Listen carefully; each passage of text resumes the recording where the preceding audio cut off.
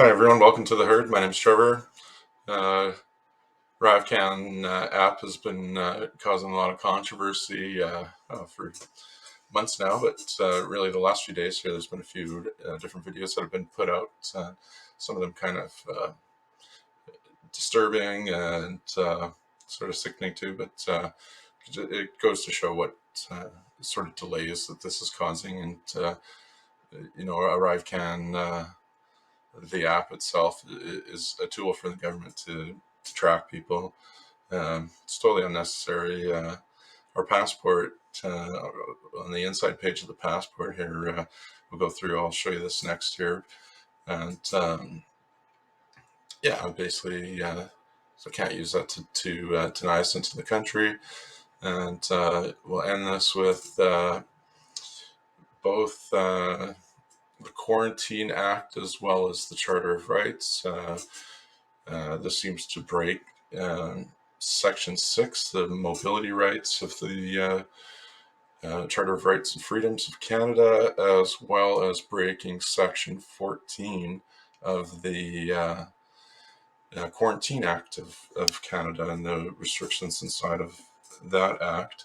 So let's have a look here. Like I said, the first video here, we've seen a couple of conservatives have retweeted this along the way here, and then the second video hasn't been viewed so much, but shows a young couple in Toronto.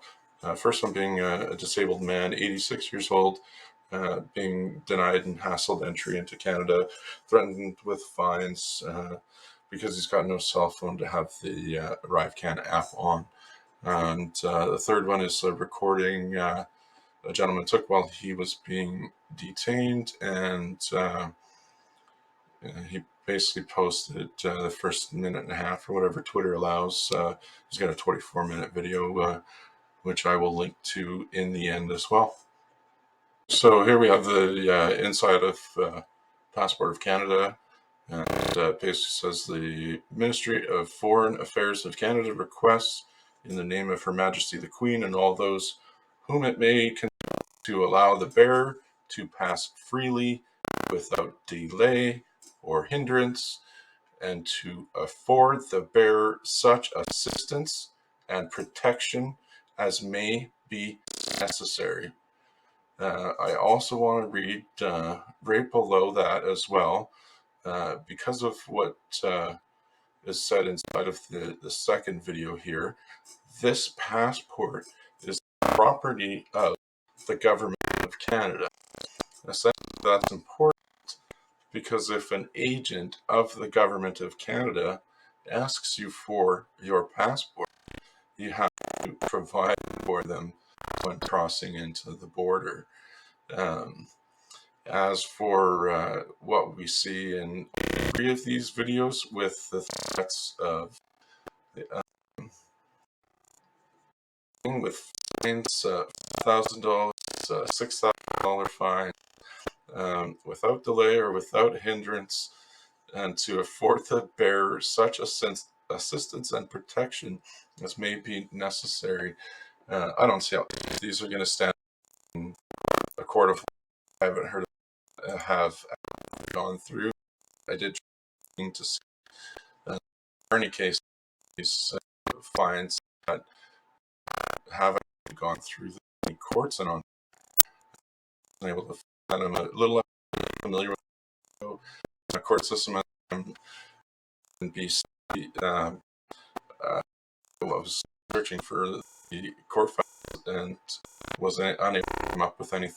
So this first video clip here is from Alexandra Lavoie, and I'll just let you listen to it here yourself. You may have seen this first one here, and it just goes to show how people are being treated and the threats that are being made, and how upset the employees having to do this seem to be getting as well.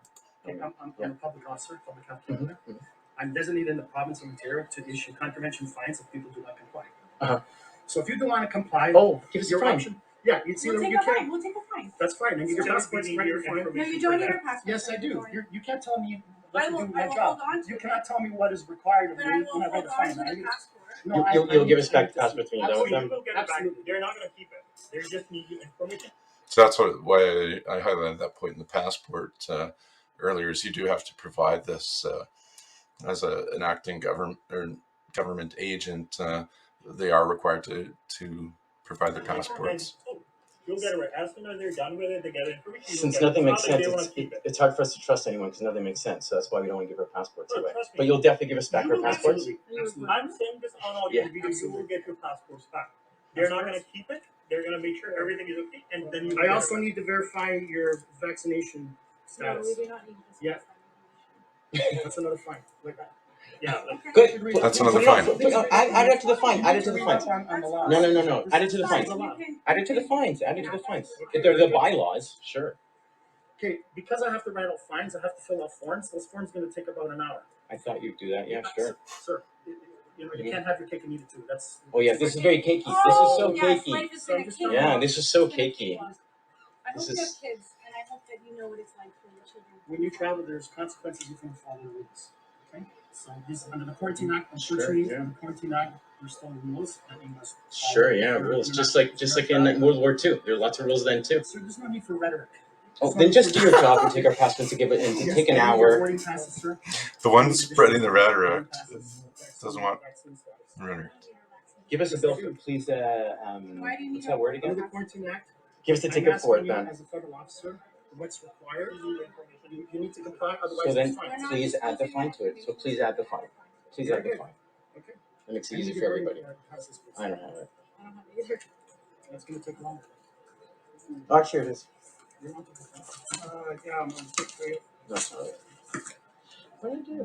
What it does. Thank you, ma'am. I'm addressed for the. Sir, you fill out the right can, you would have been out of here in 5 minutes. It's not about that. It's about rights and freedoms and the future of our lives and our children. No, you don't need our driver's license. Yeah, what's it to him? No, really. Anyways, we'll move on to the next one here. Okay, so the second video here comes from Kean Bext. And this one is really kind of disheartening here.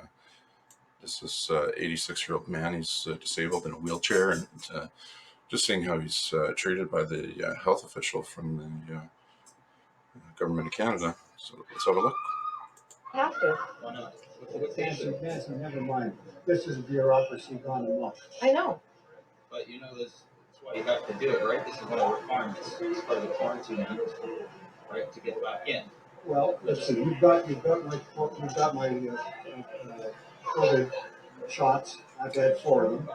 You have my passport. So this gentleman here, I forgot to mention, he's had 4 vaccinations. Not 1, not 2. He's been boosted, and he's been boosted again. And this is what he's going through. You know, threats of a $5,000 fine for not having the ArriveCan app. Why not? Let's just do the paperwork and get this over with. Because they Compliant with his mask, right? want the app. The government wants the app. Let me ask you, what's the reason why you don't want to do it? I don't think I should have to. There's got to be a reason to it. I don't think I should have to. There does not have to be a It's reason. I'm traveling. This The is reason this is is the my law. phone. It's my app. I'm just having myself on it. All right, so that's the end of that one there, and I got a third one here. This one, it is a video, but you can't actually really see anything. I guess the guy just used the video to actually record the sound that was happening here, and I believe it's just a jacket or a coat that we get to see in the picture. Okay, so the third video here, well, it is a video. It's basically just for audio. You can't really see anything. Minute 42 with a guy in being detained over the ArriveCan app and vaccination status. Steven, how are you? Hey, how's it going? Not too bad. Yourself? I'm Nathan. This is my partner Tanner. We have a public health. I've been referred to us because he didn't provide proof of vaccination, which is fine. You're Canadian and by right. The only thing is you're subject to quarantine and pre-arrival testing requirements. Like, do you have a pre-arrival test? I don't have any test. What's the quarantine about? So you're subject to quarantine Okay.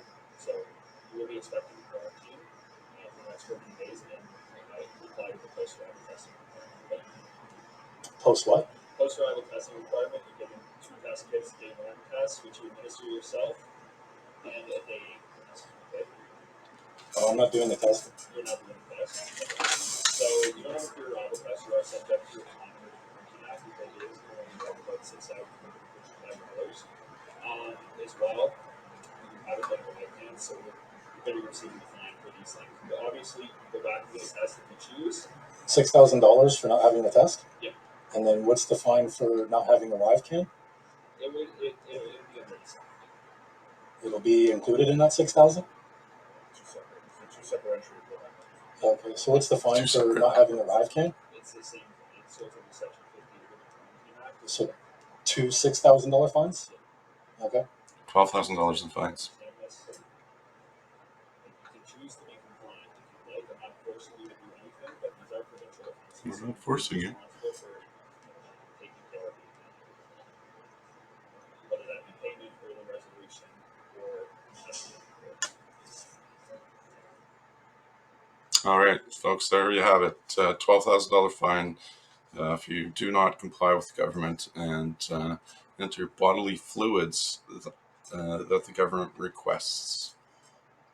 Okay, I'm on the Government of Canada website for Transport Canada, and this is going back to January 25th of 2018, a little more than 4 years ago. Government of Canada to test cutting-edge technologies to support secure and seamless global travel for air passengers. And I'm going to link this, as always, in the video description for you. And we'll just read out the first line of importance here. The Government of Canada will collaborate with the World Economic Forum and partners to test emerging digital technologies and how they can improve security and the seamless flow of legitimate air travelers. With the launch of the Known Traveler Digital Identity Prototype. There you have it. Here we are 4 years in, and it is not working too well, my friends. Here I pulled up the Quarantine Act from the Justice Department's website for Canada. Section 12 starts talking about travelers here, and the section of note for us here is 14 subsection 1. Any qualified person authorized by the minister may, to determine whether a traveler has a communicable disease or symptom of one, use any screening technology authorized by the minister that does not involve the entry into the traveler's body of any instrument or other foreign body. So basically saying you can't have any part of our body. You can't use part of it for testing. You can't. All right, to end this out, this is the Canadian Charter of Rights and Freedoms, Section 6, Mobility Rights, and just going to go through the first line here.